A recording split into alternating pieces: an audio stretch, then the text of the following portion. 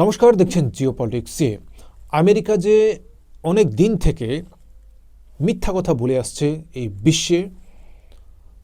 বিশ্বের বিভিন্ন দেশকে, সেটা কিন্তু পরিষ্কার, যাতে তার নিজের দেশের স্ট্র্যাটেজিক পলিসিটা ঠিক থাকে, যাতে নিজে অন্যের থেকে বেশি ডেভেলপমেন্ট করতে পারেন এবং অন্যের থেকে নিজে ক্ষমতাশীল হতে পারেন এবং অন্যরা যাতে তাকে ভয় করে, সেদিক থেকে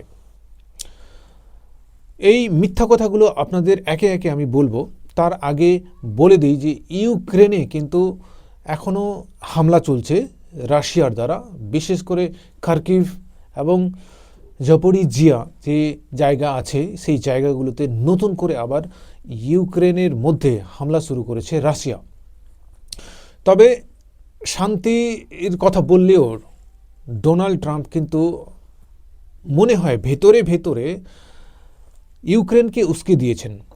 জেলেনস্কি এমন কথা বলেছেন যে দুর্বল শান্তি চুক্তি তিনি করবেন না এবং কোনো দেশের কাছে তিনি মাথা নত করবেন না। এ থেকে কি বোঝা যায়? এর আগে আমরা দেখেছি যে ডোনাল্ড ট্রাম্প এবং ইউক্রেনের রাষ্ট্রপতি জেলেনস্কি তারা দুজনে কিন্তু মিলিত হয়েছিলেন ফ্লোরিডাতে, এবং ফ্লোরিডাতে কি বিষয়ে তাদের কথা হয়েছিল সেটা কিন্তু খোলাখুলিভাবে মিডিয়াতে আসেনি। শুধু ওপরে ওপরে একটা ভাসমান রিপোর্ট এসেছিল, কি সেটা হচ্ছে যে ইউক্রেন শান্তি স্থাপন করতে চায় বা যুদ্ধ থামাতে চায়, কিন্তু আদতে ভেতরে ভেতরে কিন্তু আমেরিকার একটা চাল ছিলই যে কি করে ইউক্রেনকে রাশিয়ার সাথে লাগিয়ে রাখা যায় এবং রাশিয়াকে ব্যস্ত করে রাখা যায় ইউক্রেনের মাধ্যমে, এবং যাতে রাশিয়া অন্য দিক থেকে তার যে স্ট্র্যাটেজিক দিকগুলো সেইগুলোকে অন্ততপক্ষে সে কভার করতে না পারে। অর্থাৎ যে করে হোক আমেরিকা চাচ্ছে যে রাশিয়াকে ইউক্রেনের সঙ্গে একটা দ্বন্দ্বের মধ্যে লাগিয়ে রাখা যাক। ডোনাল্ড ট্রাম্পের দ্বিতীয় মিথ্যা কথা হচ্ছে যে তাকে নাকি ভারত বলেছিল যে এই 2025 সালের শেষের দিকে রাশিয়ার সঙ্গে যে তেলের বিজনেস চলছে সেটা বন্ধ করবে। আসলে ভারত পুরো বিবৃতি দিয়ে বলেছিল যে আমরা এই ধরনের কোনো কথাই বলিনি আমেরিকার সাথে, যে আমরা রাশিয়ার সাথে ওয়েল যে ট্রেড সেটাকে বন্ধ করব এবং তার বদলে আমেরিকার সাথে আমরা ট্রেড করব, অর্থাৎ আমেরিকা থেকে তেল কিনব। সে কথা কিন্তু বলেননি।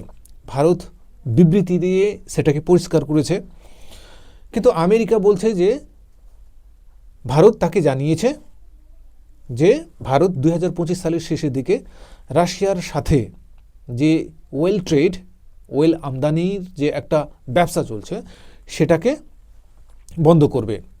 এখান থেকে বোঝা যায় যে তিনি কতটা মিথ্যে কথা বলছেন নিজের স্বার্থটাকে রক্ষা করার জন্য।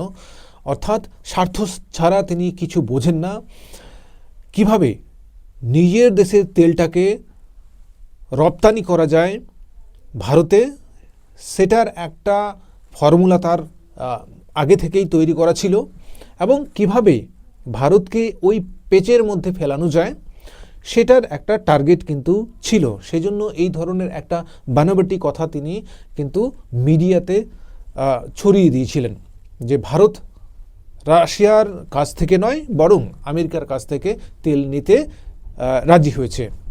এরপরে তিনি বড় একটা এলিগেশনস লাগিয়েছেন যে ভারত যে রাশিয়ার কাছ থেকে তেল নিচ্ছে তাতে কিন্তু রাশিয়া এবং ইউক্রেনের যুদ্ধ যে হচ্ছে এটার ইন্ধন পাচ্ছে, অর্থাৎ শক্তিশালী ইকোনমিক্যালি হচ্ছে রাশিয়া, এবং রাশিয়া ইউক্রেনের সাথে যুদ্ধে যে ফান্ড সেই ফান্ডটা বেশি যোগান দিতে পারছে, অর্থাৎ ভারত ইনডাইরেক্টলি তাকে সাপোর্ট করছে। আমেরিকার তৃতীয় এবং সব থেকে বড় মিথ্যে কথা হচ্ছে কি যে ভারত নাকি তাকে আজ থেকে 5 বছর আগে 68 অ্যাপাচি হেলিকপ্টারের অর্ডার দিয়েছিল, এবং আজকে ভারত পরিষ্কার করে বলে দিয়েছে যে না, আমরা 68টা নয় 28টা অ্যাপাচি হেলিকপ্টারের অর্ডার দিয়েছিলাম। সেই অর্ডারটা এখনও ফুলফিল হয়নি, কোনো কারণে তারা দিতে পারেনি আপ টু ডেট ভার্সনটাকে। তো 68 নয়, সেটা হচ্ছে 28। তার মানে এখানেও দেখুন কত বড় একটা মিথ্যা কথা তিনি বলেছিলেন, অর্থাৎ নিজের স্বার্থটাকে, নিজের বিজনেসটাকে চালানোর জন্য।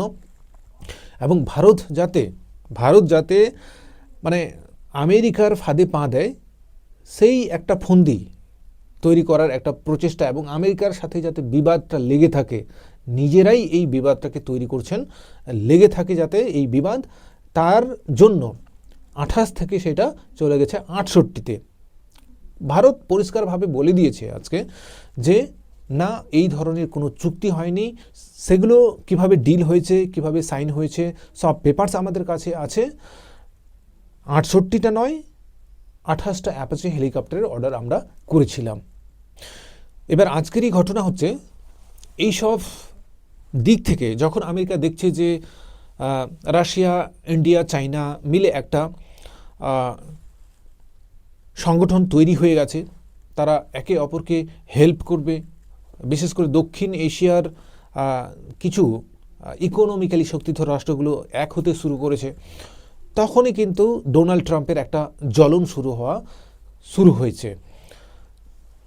তিনি এই স্টেপগুলো নিচ্ছেন এখন ভারতের পক্ষে। তিনি বুঝতে পারছেন যে ভারত ইকোনমিক্যালি ওপরে ওঠা শুরু করেছে, হয়তো একদিন তাকে ভারত চ্যালেঞ্জ জানাতে পারে। সেজন্য আজকে তিনি ভারতের ওপর, অর্থাৎ ভারত যে রাশিয়ার কাছ থেকে তেল আমদানি করা বন্ধ করেনি, তার জন্য 50% ট্যারিফ আগেই ছিল, আজকে 500% ট্যারিফ লাগিয়ে দিয়েছেন। বুঝতে পারছেন এটা পাগলামো ছাড়া আর কিছু নয়। মানে কিভাবে ভারতকে একটু সাইড লাগানো যায়।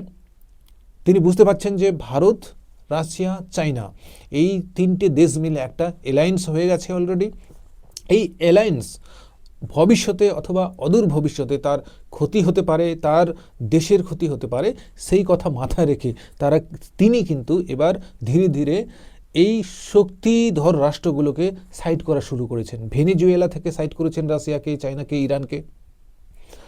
ভারতকে এবার হয়তো ওইভাবে সাইড করতে পারছেন না, কারণ প্রচুর পরিমাণে ভেনেজুয়েলাতেও কিন্তু ভারতের ইনভেস্ট আছে।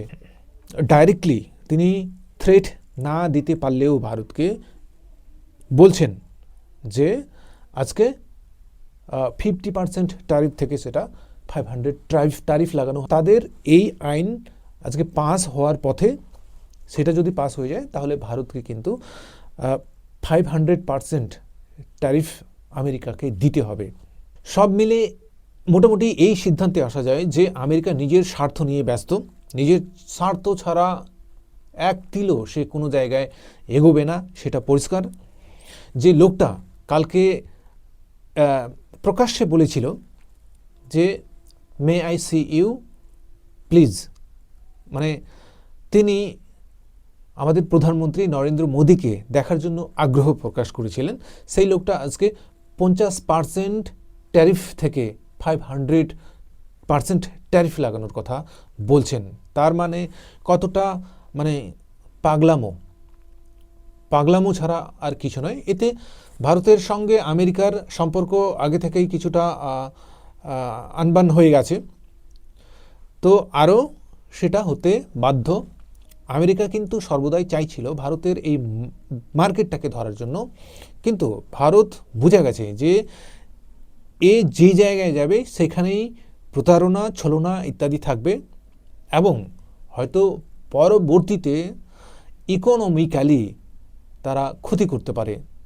ভারত বর্তমানে নিজের ব্যালেন্সটাকে বজায় রেখেছে, তবে আমেরিকা যাই বলুক না কেন, ভারত যদি কর্ণপাত না করে তাহলে ভারতের কিন্তু অন্য বিজনেসের মানে অন্য দেশের সাথে বিজনেসের যে ফিল্ড, সেই ফিল্ডটা কিন্তু আরও খুলে যাবে।